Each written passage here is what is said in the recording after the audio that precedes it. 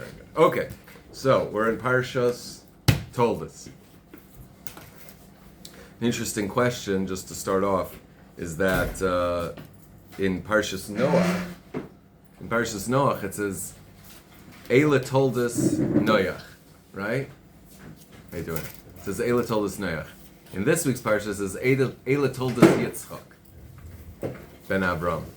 This is my son, Avi. Ah, nice to meet you. So in last week, in Parshas Noach, it says, Eila Toldos Noach, Rabbi. and the Parsha is named Noach. In this week's Parsha, it's Eila Toldos Yitzchak, and it's called Toldos. So why was in Parshas Noach it's the same starting out, and it says Eila Toldos Noach, and it goes by Noach, and here it's Eila Toldos Yitzchak, and it goes by Toldos. It should be called Yitzchak. So the Rebbe says that that's the right order.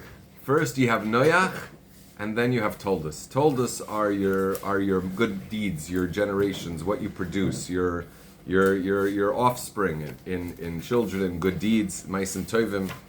So you're only going to have Toldos once you have Noach, once you're at peace, once you have Menucha.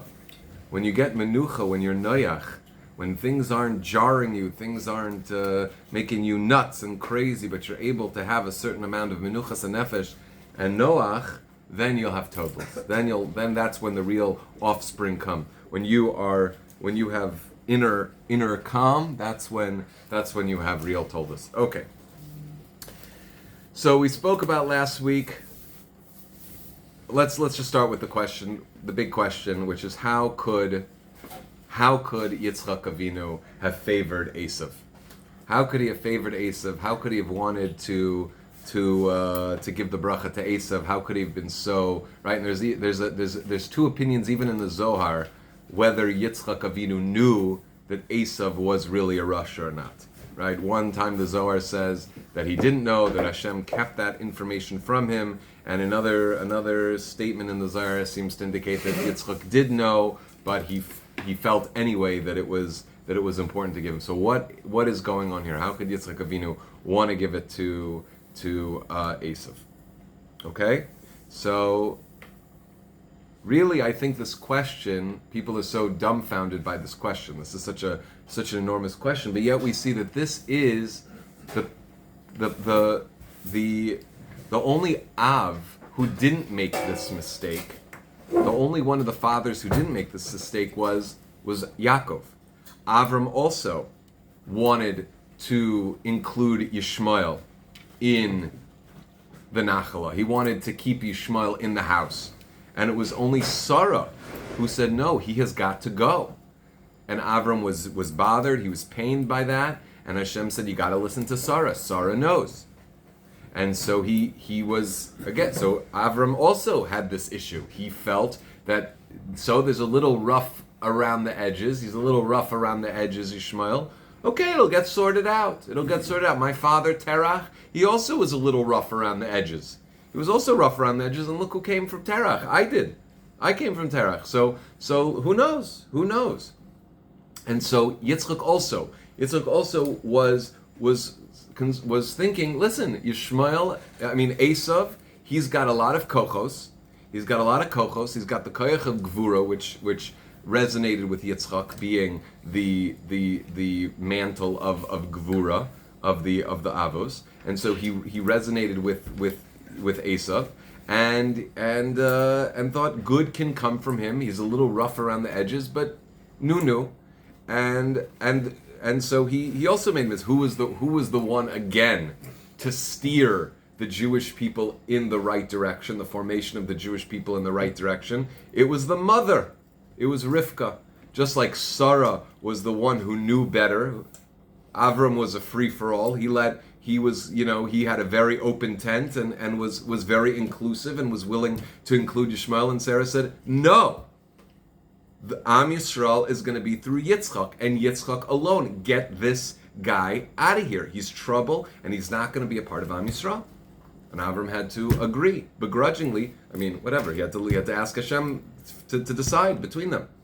And Yitzchak also. Yitzchak thought, okay, Yishmael's the guy, and Rivka is the one who said, no, it's not going to be Esav. It's going to be through Yaakov. I know what's going on. It's the woman. It's the mother. It's the Ima that was able to see what the future of Am Yisrael really was, who it needed to be going through. And that is connected to what we talked about last week. About the two women. Sarah was the Gevura of that family, because Abraham was all Chesed, and Rivka was the Chesed of that family. Well, women are as much as they can be Chesed, women themselves are Gevura. Because femininity is Gevura. We'll talk about that. We'll talk about that's gonna be the main maybe crux of the shir. But we talked about last week that the woman is the embodiment of the Shechina, and she's really she's the holder or the hub, the headquarters of that generation's avoda, whatever that generation's contribution to Yiddishkeit, to the Jewish people, to the process of the growth and development of the Jewish people.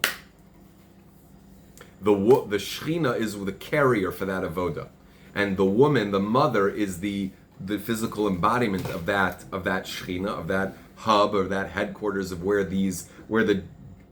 that generation's contribution is landing. And so that's why, again, that's what we said last week, that's why the mothers don't overlap.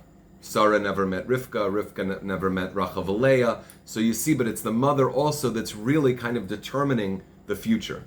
And just to speak it out further, we see that the brothers, the Shvatim, also were not sure, also thought Yosef was going to be out. They wanted to kill Yosef.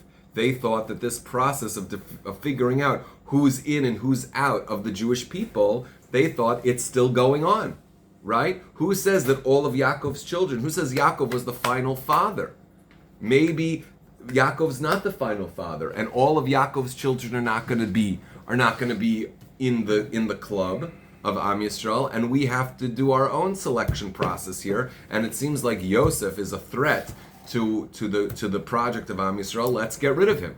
So you see that it was not clear to the fathers exactly how it was going to go, how the Am Yisrael was going to be formed. Avram thought maybe Ishmael, Yitzchak thought Esav for sure, and the brothers thought it's not Yosef's got to get out. So there was a question. This was still in the air. How the formation of Am Yisrael was going to go, and I was just thinking about it this morning, and it just things like, how could Yitzchak have made such a mistake? How could he have made such an error? And I think that how the formation of Am Yisrael was going to come about. Like, shouldn't he have known Esav was treif chazer, that he was not going to be he was not fitting for the brachas, and I just think that there's other answers that maybe he thought the bracha would be enough to inspire him to do tshuva, and that's what he was thinking if he knew that Esav was really a rasha. But I think that on the other hand, it's like we kind of take for granted how not pashut it is that Hashem created the world. We live in the world that Hashem created, and so we think, okay, Hashem created the world, pashut. Like, yeah, Hashem created the world. Like, this being, which has absolutely no peer, right? There's nothing else that has true unity like Hashem, so he's beyond any understanding we can have. And he created this world, which compared to Hashem is like, if you take the whole cosmos, right? All the cosmos, billions and billions of light years, it's like a pinhole next to Hashem. Like, what, you think these are the only cosmos Hashem has to worry about?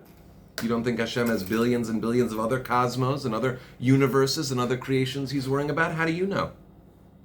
You think this is his only game? This is the only game in town, our world? You think Hashem's just worried about us and that's it? That's all he's got on his plate? We have no idea. We have no idea. And why Hashem, which is like this, what is his business creating a world? What is he have a business creating us for? This little pizza, little ants over here. What's the point? It makes no sense. It makes no sense. And I think that when we ask kashas like, how could Yitzchak not know? How could Yitzchak be confused? Like, how do we know anything? How do we know anything? We're so funny that we think we've got creation wrapped up and tied up, with a little bow. Oh, I know why Hashem created the world. Lahetiv, dir b'tachtainim. Like, it makes no sense now. It makes sense. Nothing makes sense. The fact that Hashem created the world, the fact that He created Adam, doesn't make sense. It's not supposed to make sense. And if we think it makes sense, and we're asking big kashas because this all makes sense, how could Yitzchak not know? Please, let's just remember that this whole project called Olam Hazeh and creation and Bria is really beyond our understanding. On a simple, dimple level, it's beyond our understanding. Why this beyond infinite creation, this true unity wants to create us and deal with us. Like, why that is, I don't know if we'll ever have any understanding about that. Okay? Well, when we get up there, we'll know. We'll have clarity there. Maybe. Yeah. I'm going to work See, you're so sure about that. Well, 100%. Okay. I'm going to work on understanding my wife before I try to understand the world. Another fruitless endeavor. Okay. The world first. First, yeah, go back to Hashem, maybe. Yeah, well, they have success there. The other thing, forget about. At least nobody will tell you you're wrong when you. Okay. So another question that is asked is how could Avram? The first verse of the Torah is a very strange verse, right? It says, Eila Toldos Yitzchak ben Avram. These are the generations of Yitzchak, the son of Abraham. Now, what are we going to say? What's the next thing to say? Esav and Yaakov, right? He gave birth to Esav and Yaakov. What is the next pasuk? Avram holidas Yitzchak. What are you talking about? What? There's no more redundancy in the entire world, right?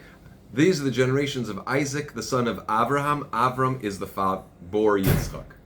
It's a complete redundancy, okay? So the question is how, if Avram was all this chesed, how did he even birth gvura? How was it in him to have this gvura, to have this son? Like, where did it come from? Where did it come from? You could even ask, and this question is very similar to, how did Hashem, who's total infinity, without boundary, without limit, how is there limit? How did limit come from that? How did limit come from that at all? So I just want to take a little bit of time to speak about what does it mean chesed and gvura. What are we talking about when we talk about chesed and gvura with Avram and Yitzchak? And what are these ideas really teaching us or showing us? So we've spoken about it before, and it's a very deep idea, but I don't think it's very difficult to grasp, which is that we Hashem Himself, like, we have no idea what Hashem is, right? The Chovos HaLevavos, the first Shar Yichud and Chovos HaLevavos, basically the main thrust of the point is that Hashem is the only thing that is true unity, and true unity is something that we have no grasp of intellectually or experientially whatsoever. It's something that Hashem is not multiple, He's not plural, He's not existent, and He's not created. We have no idea. All of our experience is about things that are created. And everything that created is limited, has an end, is not eternal.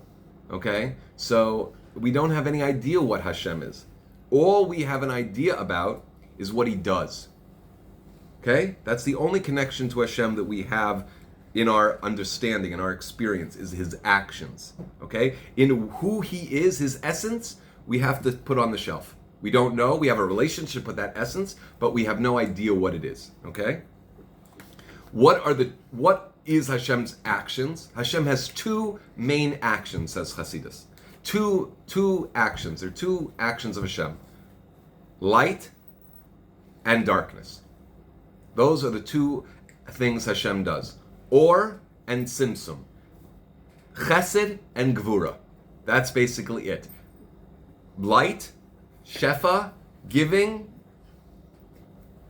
existence, I don't know, light, and tzimtzum, retraction. Like, think of a light bulb. If Hashem is, obviously just as an idea to for our ears, if Hashem is a light bulb has two functions, on and off, the light and the not light.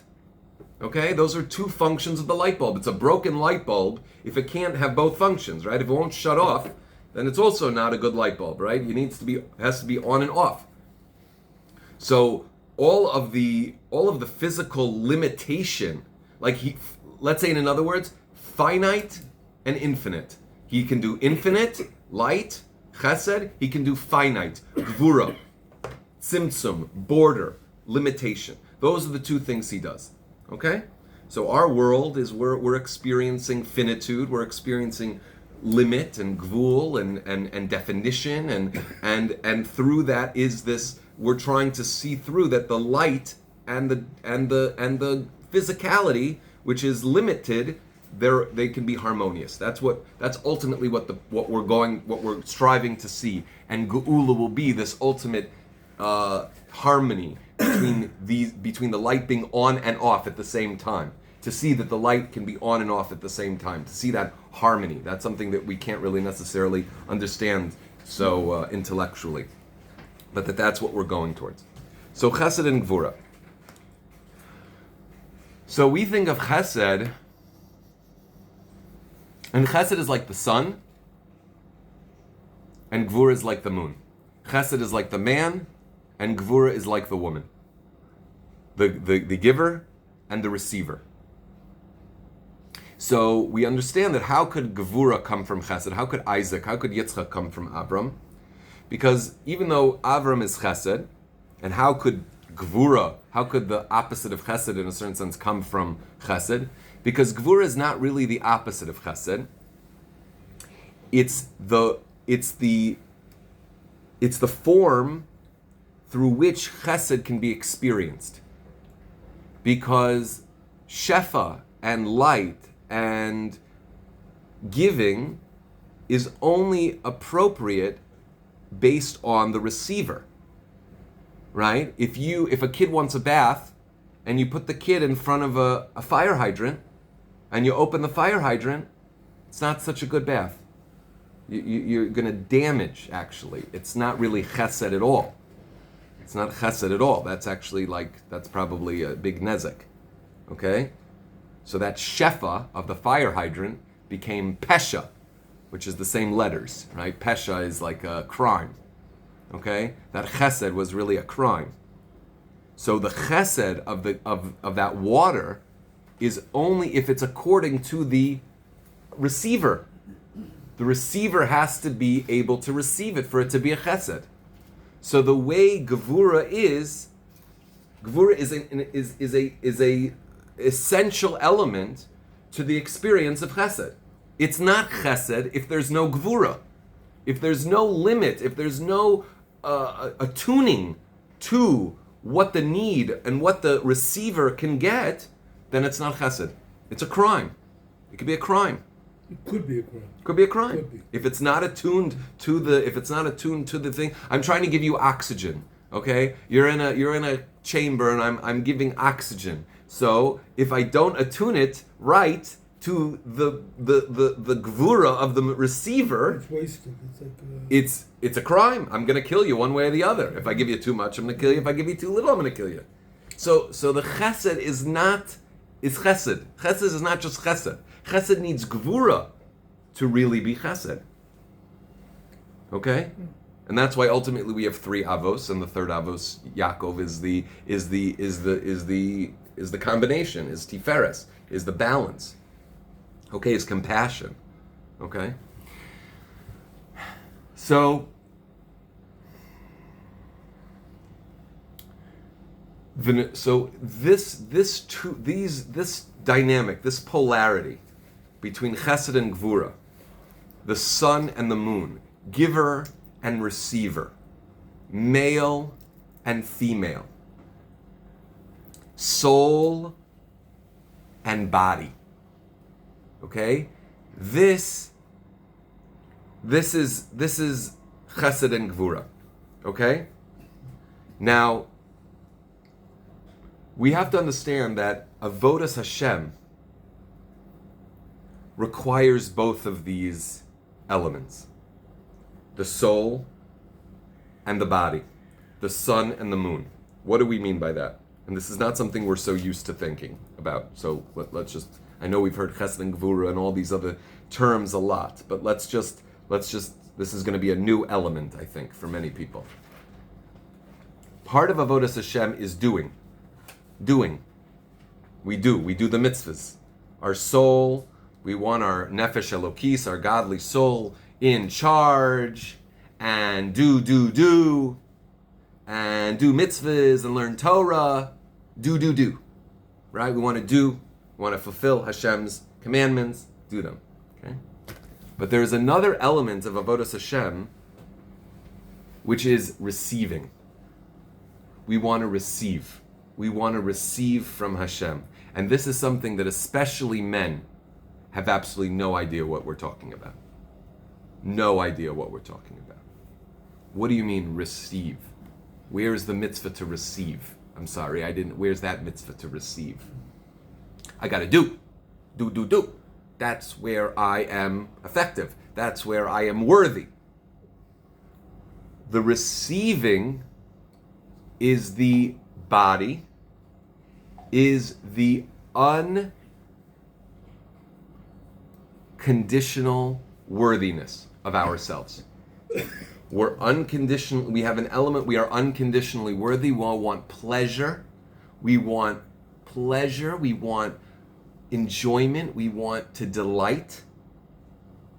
We want to experience pleasure and receive that pleasure, not because we earned it, not because we did something, not because we're an A+ student, or because we did so many Torah and mitzvahs, now we get to enjoy, but because Hashem created us. Because I am a creation from Hashem, and I can take pleasure in Hashem's world. I can take pleasure, I can receive Hashem. I can receive the pleasure of this world. My body is a pleasure machine that is a pleasure receptor that is here to receive and enjoy pleasure from Hashem. Even if I don't deserve it. You don't deserve it. It's not about deserving. It's not about being deserving. It's not about being worthy. That's all chesed, gvur, sun, your soul. Your soul has this light, and it wants to shine, and we feel so good when we're doing. And as soon as it's quiet, as soon as there's not a mitzvah to do, as soon as there's nothing for me to do, what am I doing here? What am I doing here? I'm not. I don't have anything to do. I'm not worthy. I'm not this. And so now I have to. I'm all in. So I watch Netflix. So I eat a tub of ice cream. So I do other things that aren't, because I'm so nervous. Because I have not worked on receiving from Hashem. I don't even think Hashem is an address for me to go to when I'm feeling that way. What do you mean? Hashem I go to when I'm doing. When I'm davening, when I'm learning, that I can go to Hashem. But when I'm just sitting and I just need a break. Oh no. I can't go to Hashem. I have to go to the TV. What's the point of it all? I'm sorry, what? What's the point? Of what? Of everything. To be with Hashem, to live with Hashem. That's the point, to live with Hashem. And so if we cannot receive from Hashem, then we are unable to live with Hashem. He wants us to have pleasure. He wants us to have pleasure with Him, from Him. When I need a break, when I'm tired, when my body is tired, my soul's never tired. My soul's never tired. My body gets tired. So when my body gets tired, and I want to take a break and have a cup of tea, if I can receive that from Hashem, that's the point of the world. That's part of avodas Hashem. That's the body part of Avodas Hashem. There's the soul part of Avodas Hashem. There's the sun part of Avodas Hashem. There's the chesed part of Avodas Hashem, which is doing and achieving and accomplishing and getting things done and very nice for Hashem. But then there's the moon, the feminine energy, which again we're men, and so we this is less intuitive to us that we can be a receiver vis-a-vis Hashem. And that our body is the vessel through which we're receiving this pleasure, this life, unconditional worthiness to receive this pleasure. We're uncomfortable with that. Yeah. We're uncomfortable with that, and so we go to klipa. When we're feeling unworthy, when we're feeling we need a break, when we're feeling when our body wants to collect what it wants, we don't go to Hashem. We don't feel it's proper to go to Hashem. What did I do for Hashem lately? I need to go to Netflix. I need to go to the kitchen. I need to numb out. I need to numb. Because it's uncomfortable for me to be in this receptive mode. Okay? So these are two elements of Avodas Hashem. The masculine element, the sun, the soul, the doing, and the moon, the feminine, the gevura, the body, the receiving. That's why it's not intuitive. It's not. It's not intuitive because we use our head so much. Yeah. It's intuitive when we get into our bodies. See, the thing is that geula is when we are totally aligned with this receptive element of ourselves. When we are fully at home in our bodies, receiving from Hashem without thinking I need to be worthy, okay? Without feeling I have to earn I it. It's called bread of Shame. Yeah. Okay. Yeah. We're don't worry. We have mitzvahs to do. We're doing mitzvahs. We struggle. This is not an easy task to get at home in our bodies. It's not an easy task. You can't snap your fingers and be at home in your body. There's discomfort. There's issues to work through. Yeah. That's not so no bread of shame. It's not easy. But we have to at least be aware that there's such a frontier to be explored, to be involved in. We're not even aware. We just think, okay, I gotta do what I do for Hashem, and then I have to take care of myself. And taking care of myself, that either aligns with halacha or it doesn't. But I gotta take care of myself. We don't realize, no, there's a whole element of avodas Hashem, of feeling pleasure and delight and emotion and passion and with Hashem in our relationships, in our body, receiving. Okay, it's a new kind of idea, no? Getting something for nothing. It's like getting something for nothing. Hashem created me. What do you want from me? Hashem, take it up with Hashem. He created me. He created you. What? Something for nothing. So don't create me and don't give me anything. How do you explore this area? How do you explore this area? So we'll talk about that next week. Because Yaakov is, and now let's talk about Yaakov and Esav. Esav is like the nefesh bahamas. He's the goof. And Yaakov is the soul, right? The reason that Yitzchak loved Esav was because he saw that Esav was the gevura, right? He was like him, gevura. And what was Esav? Esav loved pleasure. He loved delighting. He loved enjoyment and pleasure. And you know what? When he sold the bechira, and he's mevaza the firstborn. You want the firstborn. Who needs the firstborn? What are you saying? You think I need the firstborn to be worthy? I don't need the firstborn to be worthy. I'm a creation of Hashem. I am worthy. Period. I don't need this bechira. Bechira shmeira. I am worthy. Period. He was at home. He was at home in his body, so much so that he got carried away. He just went to the other extreme. Yitzchak, right? If you think of Yitzchak, who was Gvura, Yitzchak was like in this like ever receptive stage or like posture.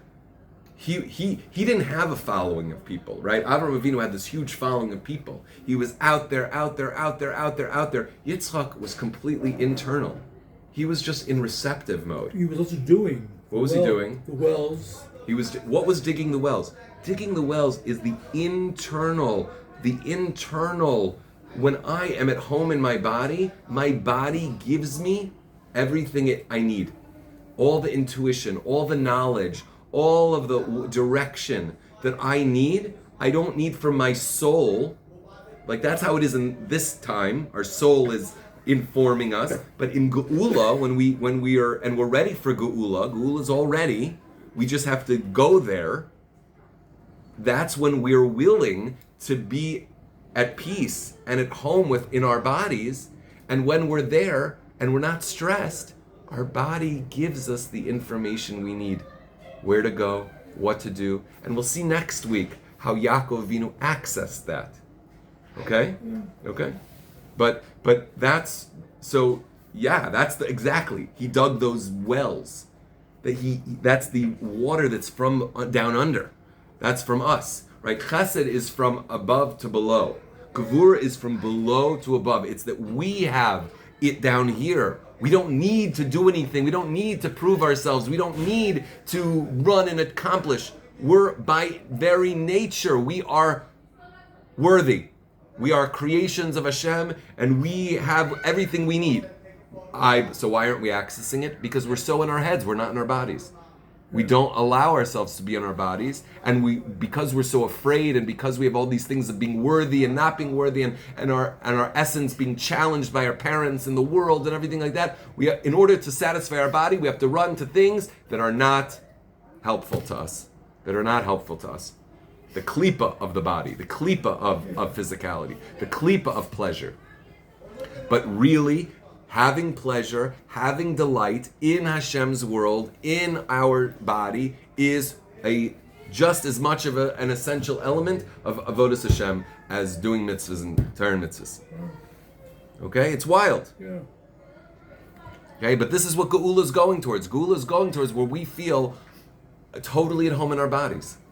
Totally at home in our bodies. There's no stira, there's no conflict, and I don't need any rabbi to tell me what to do, because my body is giving me all the information I need. And it's completely trustworthy when I'm at that place. When I'm at that place, it's totally trustworthy. So we have no idea. Don't listen to your body now. No, don't listen.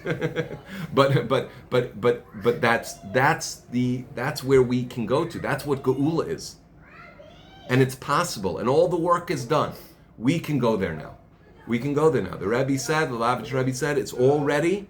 We can go there. We can go there and do this work. Calming ourselves down, getting into our body, being in touch with this feminine receptivity of living with Hashem from a place of complete unconditional worthiness in our goof. And that's what Geula is, where the goof actually becomes on a higher level than the neshama. I've never heard that before. You haven't heard that? We've said that in this year. More than once. More than once. Okay. That's common. That the body. What? That's a common expression. The goof for the body. The goof will be on a higher level than the body when Mashiach comes. Yeah, when it comes. Yeah. But see, when he comes, but we can all tap into the Mashiach in ourselves. That is our body. That is our I am a chilek elokami mal mamish. And that is more expressed through my body than through my soul in this physical world.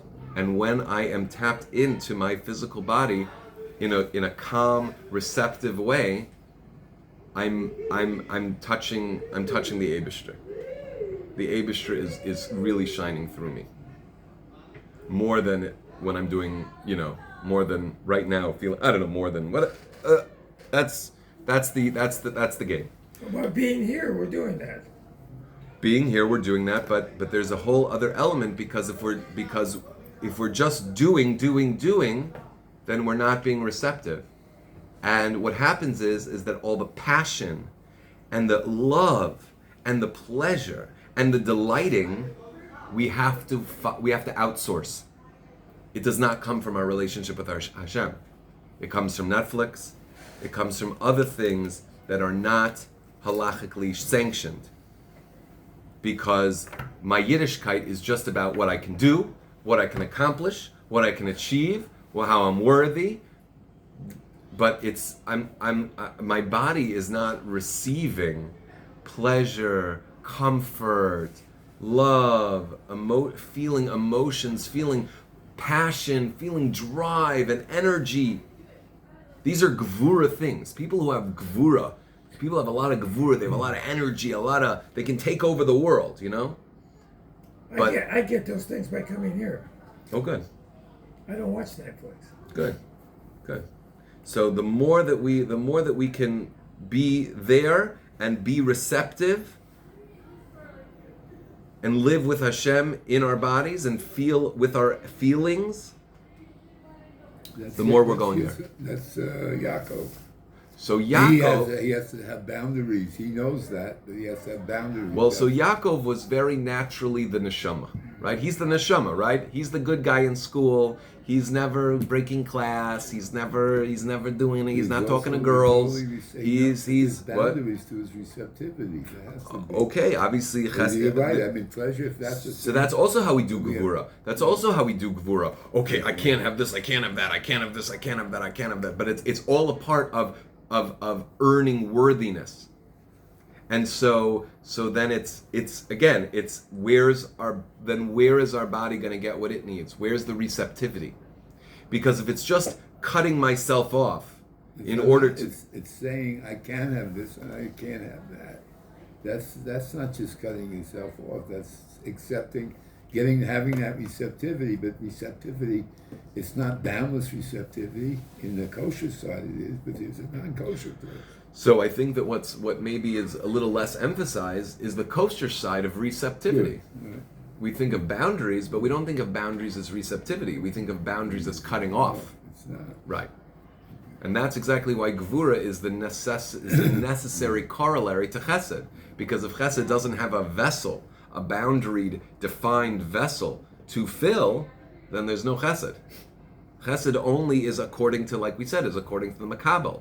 So the gevura has to be that defined limit of what is going to be received.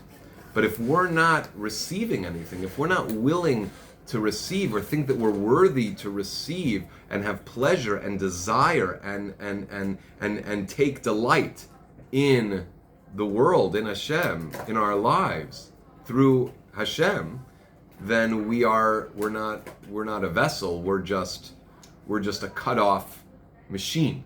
It's all about clarity and priorities. Clarity and priorities, is that what it is? Yeah, sure. What's important to you? Why are you here? What do you need to do because you're here to justify your being here and to meet your potential? See, there you go. What do I need to do to justify me being here? That's a very chesed, that's a very doing, that's a very male, that's a very son, soul attitude. But it's not moon, feminine, gvura, goof attitude, which is there's nothing I have to do to prove my being here. Hashem made me here, and that is validation enough for my existence and justification enough for my existence. How can I delight? How can I delight and take pleasure in Hashem's life that He's given me? But there's responsibilities that come. Yeah, the responsibilities, but I don't owe. I mean, I owe. Anyway, I'm not doing my. If I was doing the mitzvahs, the Torah and the mitzvahs, why am I doing Torah and mitzvahs? Am I doing Torah and mitzvahs because I feel like I owe a debt of gratitude to Hashem, or because I'm trying to earn something? Because in my case, when I met Rabbi Manas Friedman, before I was observant, I asked him the question. I said, I know that all the good things that have happened to me, success, this and that, is because direct questions from Hashem. And I know I'm writing up a big tab with them. How do I go about, starting to pay it back? And he told me, to do mitzvahs, that's how you pay him back. And he said, it's true. That your success is because Hashem is blessing you. It's not because anything else. All right. And I got that. Yeah. So we have a big debt of gratitude. That's definitely true. So it's not about making sure that I'm going to secure a future benefit. That's what It's I about always it's say. about that my whole life I did not give any I didn't make my lungs work, I didn't make my heart work, I didn't make my blood flow, Nothing. and so I, if Hashem is keeping me alive, it behooves me to do what He wants. And It that's behooves what me to happened. do what He wants. I'll never be able to pay Him back. Well, no, you The right don't. answer is the tab you have, whether you make $1 million or whether you make $1, the tab you have for every day of air, for every day of health, for every day of blood circulation, for every day of legs and fingernails and eardrums, there's no paying back. There is no way to pay Him back. You cannot. The Chovos HaLevavos says there's not one tova that Hashem gave us that we are on a whole lifetime able to pay Him back for. Not. Well, not So completely. not at all. No, but you Don't make- think you're paying Him back. You think you're paying Him back. Well, Rabbi Friedman said, if you do this, you start to make a dent in A dent. What kind of dent? You know, Yeah. you start to make a dent in A dent like there's a dent right here in this whatever desk. it is. Yeah, it's see better- that dent? See that dent? But Maybe. the fact that I realize that these are all blessings, and that That's for sure. and that I That's have a for sure. responsibility that comes with Right, it. I understand. There's a guilt. I'm not saying you're guilty, but I'm just saying there's a guilt. Oh my gosh, I got so much, and how can I pay back? But that's not Gevura is not about guilt. Guf is not about guilt. It's about, wow, I'm just gonna appreciate all of this It's amazing gratitude and good responsibility. that I'm gonna delight in this. I can when I'm charged, I can do and mitzvahs and all this and know what I'm doing and know why I'm doing it and have all that clarity and everything like that. But when like it's the end of the day, or like if I'm feeling like a little off or something, I'm just gonna like, whoa, Hashem, like, how can I just like have a coffee and just like relax and take delight in this coffee that you're giving me, and just like take delight in just this breeze? Can I just take delight in the life that you're giving me right now without feeling I have to do something to earn it or pay you back or whatever? Like, part of what you love is that I'm just enjoying you, that I'm just enjoying the life you're giving me. And Yiddishkeit nowadays, we're like, we like hate God's world. We're like doing it, like clocking in, doing what we do, and like can't wait till we can take a vacation and just get some kind of like break from like all this work that I'm doing. And I'm not saying this is you, but I'm just saying It's in not general, me. It's not me. we're not. The- Yiddishkeit is not emphasizing like enjoy your life, receive your life, receive all the blessings in your life. No, all receiving the, is chesed, right? no, it's gevura. Oh, okay. Right, but Good. a lot of things Yiddishkeit are very regimented. You gotta go daven 3 times a day, you have to bench after you eat, you have to. So, how do you do that with all the it's a very structured religion, right? To a certain degree. Yeah, there's a lot of There's a structure. lot of structure, which is good for people, but it also creates a lot of responsibilities. So, We definitely have a lot of responsibilities, and we have families, and that's a lot of responsibility. And a lot of religious time commitments outside of your there's a lot of religious time commitments of being an Orthodox Jew, right? But we don't know unless we know it. So how do you live that life that you're talking about by also dealing with all those regimens? Well, I think it's really just the main thing is slowing down. Try to slow down as much as possible, and like, let's say the lunch that you're gonna bench afterwards. Well, how did I eat that lunch? Did I just scarf it down? Was I talking while I was doing it? Was I walking around while I was doing it? Was I receiving the meal? Did I receive the meal? Did I receive that Hashem gave me this beautiful meal? This beautiful vacation, this beautiful house, this beautiful thing. Did I receive it? Or did I just take it because I just need to eat, because I need to go, and I needed it, and so I got a bench, and gotta do, and so there's no receptivity. So it's really not about changing anything. It's just about what you do have to receive it and be in a mindset of, wow, let me receive this.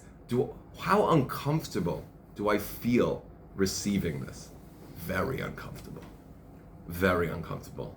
I don't now I all of a sudden like, what did I do to deserve this? I don't really owe this. I can't really enjoy this. I'm taking schar off of my olam haba if I enjoy this. Like, it's like we forgot, or we never learned that Hashem, there's a whole part of our lives that Hashem wants us to just enjoy from Him. It's supposed to be Gan Eden. Gan Eden is supposed to be just enjoying. And so it's like, I can't enjoy anything now. I just gotta I'll enjoy later. No. That's what we're shifting. The shift into Geula has to come now. We have to make that shift now. We can't wait until it's about enough people changing this consciousness so that it changes, so the consciousness changes. And this is a main factor of it, in being more receptive and saying, and where's that guilt? What's that guilt? Okay, I can quiet that guilt down. Because Hashem made me. Hashem made me, and He loves it. He loves it. And He gave you the blueprint. That I'm taking pleasure in the beautiful food that He gave me, in the beautiful home He gave me, in the beautiful family He gave me. Instead of seeing everything as an obligation or as a debt, as a chiyuv, as a this, I have to, chametz, the acronym chametz, chayiv, tzarich, muchrach, like I have to, I must, that's chametz. I don't do anything because I like it. I do because I must, because I have to, because it's what I have to do. What about that? God made the rules and told you what the pleasure was. It's not making it up for your own body. For instance, 3 times a day davening. That should be a pleasurable. Why should pleasure be something that I have to? Why does pleasure have to be some kind of intellectual construct? Enjoy. You have to learn how to enjoy davening. You have to learn how to enjoy putting on tefillin. You have to learn how to. That doesn't give me joy right now. Eating a burger, I can get enough from eating a burger. Good. So eat a kosher burger and receive it from Hashem. Hashem gave you this burger. He gave you the taste buds. He doesn't need you to give $1 million tzedakah in order that you can enjoy this burger. He gave you the daven 3 times a day. Enjoying the burger from Hashem is mwah. He didn't give you the burger's easy. Davening 3 Is times it easy? a day. I don't think it's easy. It's easy to chop a burger and take it and eat it and an Esav dick. But it's not about, I've received this burger. Thank you, Hashem. It's like I ate this burger, like it didn't last long enough, and now I have to that's bench. Very good for the bagel. What happens with davening? What? What happens with davening? You have to daven 3 times a day. You're gonna daven 3 times a day, and your davening is gonna be so much better because you actually feel like you're in a life with Hashem. It's not all I have to, I must. No, that's what I'm saying. You have to that has to be turned around to the pleasure of being in the life of But Hashem. I'm doing that already. I'm trying to do that. It's not working. Who says? Because it's not. What should I do different? Daven longer? It's such a pain in the tuchus anyway. I don't find it a pain in the tuchus. So don't find it a pain in the tuchus. That's so easy. No, but for people who have to get to work every day and they have 3 kids, Yeah, I agree. There's challenges in the world. It does. I relate to that. There's challenges in the world.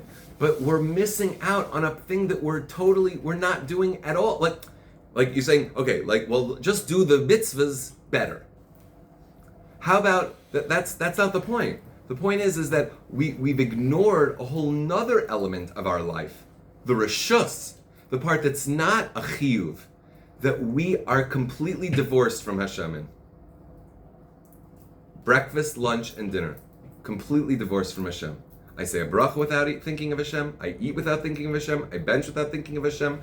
All of it is without thinking of Hashem. I go to sleep in my nice sheets, all without thinking of Hashem. I put on my nice fresh clothes, all without thinking of Hashem. I enjoy my kids or don't. I don't even know if I have any of this because I don't know if I daven long enough to deserve this lunch or this breakfast or whatever it is. And I'm always on shpilkis. Because we haven't tapped in to this element of our body that Hashem wants us to delight in Him and to have pleasure in Him, and that we don't think this is avodas Hashem. We've just, davening I know is avodas Hashem, and it's very difficult. But there's a whole part that I haven't even brought into my avodas Hashem. I don't even consider avodas Hashem. I don't know what to do. To enjoy my burger from Hashem?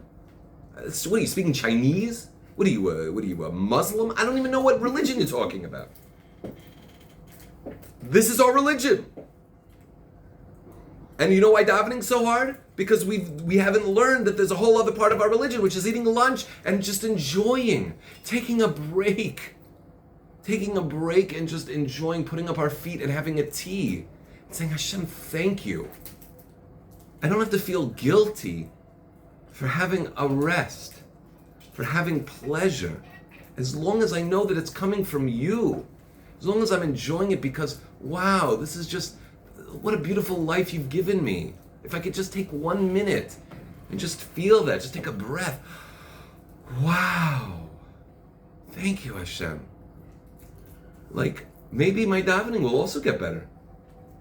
When I don't feel that every breath is like a bill that I have to pay off, but that I can enjoy it, that enjoying the breath, that enjoying the meal is itself a mitzvah, is itself a heilige avoda.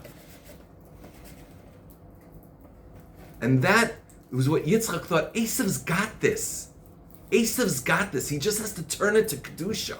But he's got it. He's got this unconditional, gimme pleasure. He just has to turn it to Kedusha. Maybe if I give him this bracha, it'll just turn to Kedusha. And he'll have the neshama part too. Yaakov, he's just good and good and good. You know, when he's, everything's just a mitzvah for him. Whatever. Esav's the one who's got it. Esav's the one who's got it. He's just got to turn it to Kedusha. And he's got it. So Yaakov has to now, in next week's Parsha, it's him having taken the Bechira, taken the Bracha, and now he's got to deal with Charonaf. He's got to deal with the Charon. He's got to go to Charon. Charon af Hashem, the anger of Hashem, and deal with life now. What Esav was not, Rivka knew Esav would not be able to deal with. He would just murder everybody. He would just kill Lavan. He'd just kill everybody. He would just rampage everybody who got in his way. But Yaakov, has to take the avoda of the guf, of this unconditional, of dealing, and you'll see it's not Namad de Kisufa. He has to deal with Lavan, he has to deal with Esav. It's not Namad de Kisufa. He has avoda to do. And it's the avoda of living in the world, being in the world. Okay? So I know this is like a little bit of as men, women also don't know this either because they're so masculinized and have to go. Because Yiddishkeit has been drilled into us. We got to earn our keep. No time for enjoyment. You want to enjoy, you got to break halacha to enjoy.